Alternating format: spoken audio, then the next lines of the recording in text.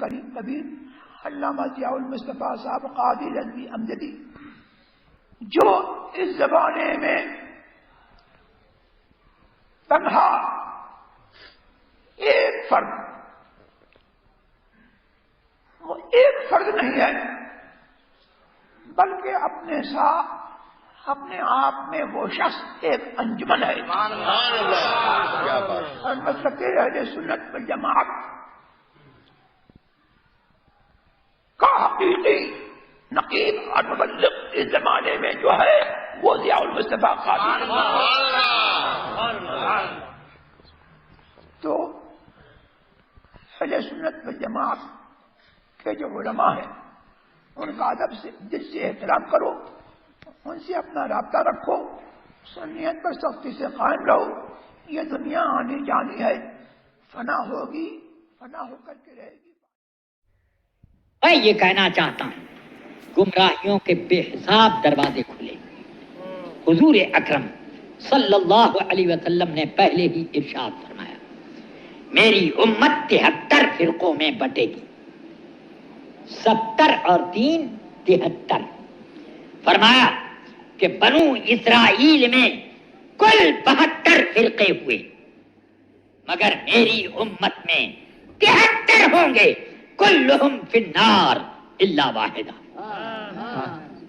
73 میں سب کے سب جہنم میں جائیں گے ایک کے سوا۔ کیا مطلب ہوا؟ فرقے کتنے ہوں گے؟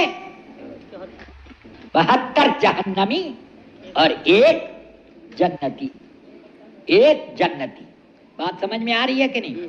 ہاں، تو اب ووٹنگ کراؤ گے تو کدھر ووٹ زیادہ نکلے گا، جہنم کی طرف کا یا جنت کی طرف کا؟ جو لوگ ووٹ کے اوپر زندہ رہتے ہیں وہ لوگ جو چاہیں اختیار کریں، ہم لوگ ووٹ پر نہیں چلتے، ہم لوگ رسول پاک صلی اللہ علیہ وسلم کی دی ہوئی روشنی کو دیکھتے ہیں۔ اس لیے یہ نہیں دیکھتے۔ کتنے لوگوں کو میں نے حج کے دوران دیکھا، جب بھی گیا میں نے کہا یار ان کے پیچھے نماز نہیں ہوتی، مت پڑھنے جانا۔ کہا ارے لاکھوں لوگ پڑھ رہے ہیں، اتنی بڑی جماعت ہم چھوڑ دیں گے؟ میں نے کہا ارے بے وقوف، ان لاکھوں میں کتنوں کو معلوم ہے کتنوں کو نہیں؟ اس میں زیادہ تر تو وہ لوگ آئے ہیں جو بے نمازی ہوتے ہیں، یہاں بھی آ کر بے نمازی رہیں گے، مگر تم تو پرہیز کرو۔ مانے نہیں، نہیں مانے۔ چند ایک ایسے ہوتے ہیں کہ مان جاتے ہیں۔ تو مجھے یہ بتانا ہے کہ کچھ لوگ ووٹ پر چلتے ہیں کہ زیادہ لوگ ادھر ہو گئے۔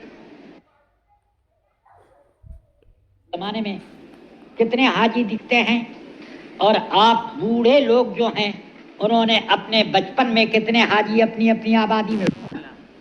100 حاجیوں میں 99 حاجی ہوتے تھے اور ایک پاجی ہوتا تھا۔ اب 1000 حاجیوں میں سب پاجی ہوتے ہیں، ایک حاجی ہوتا۔ یہی میں دیکھتا ہوں۔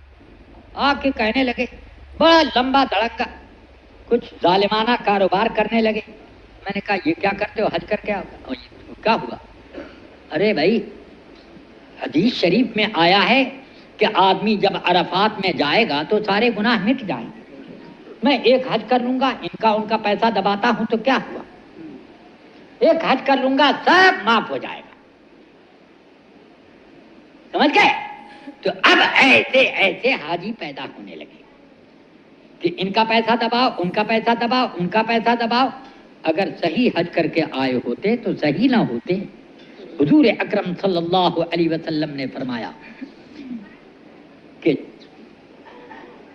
جس شخص نے عمرہ کر لیا، عمرہ متقبلہ یعنی قابل قبول عمرہ، تو ایسا ہے کہ یومن ولدت ہو امہ، جیسے آج ہی اس کی ماں نے پیدا کیا۔ اور فرماتے ہیں الحج المبرور لیس لہ جزاء الا الجنہ،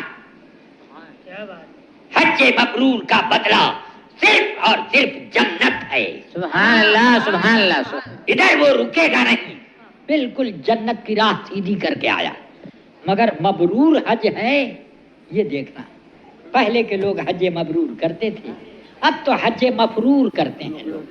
ہاں، سب کا حج مفرور، حج مفرور.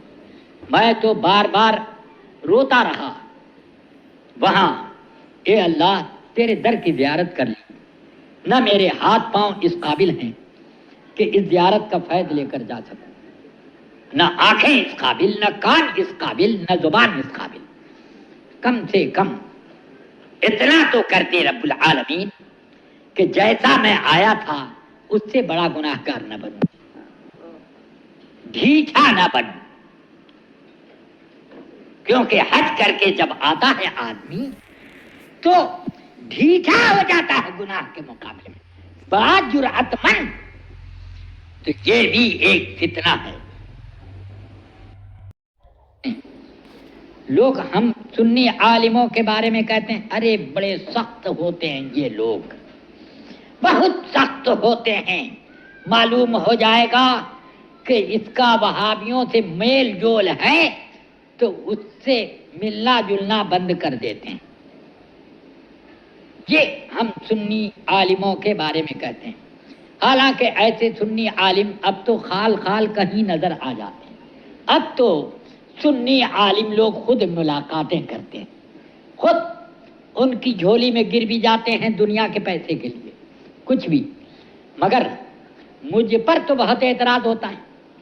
میں کہتا ہوں دیکھو بھائی، مجھے نہ یہ جنت میں لے جائیں گے، نہ وہ جنت میں لے جائیں گے، نہ وہ جنت میں لے جائیں گے.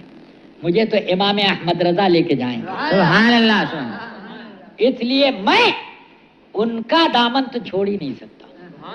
ہاں، اس لیے میں کسی بد مذہب سے ملنا، میل محبت کرنا پسند نہیں کرتا.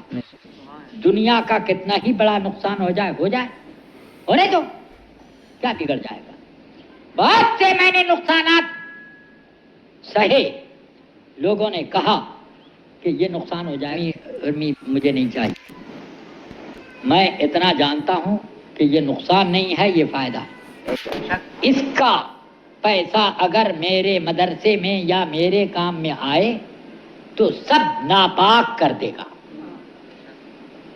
موت اگر بالٹی میں 2 قطرہ چلا جائے پوری بالٹی کو موت بنا دے گا.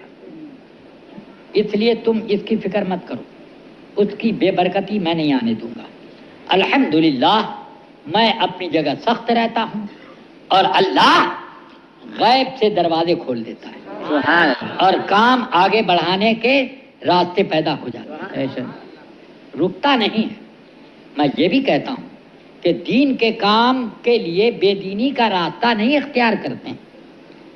یہ کیا مطلب ہے کہ کسی آدمی کی شراب چھڑوانی ہے تو جاؤ شراب خانے میں 1-2 چکر دوستانے میں پی لو اور سمجھاتے رہو یار مت پیا کرو مت پیا کرو، 1 چکر اور پی لو.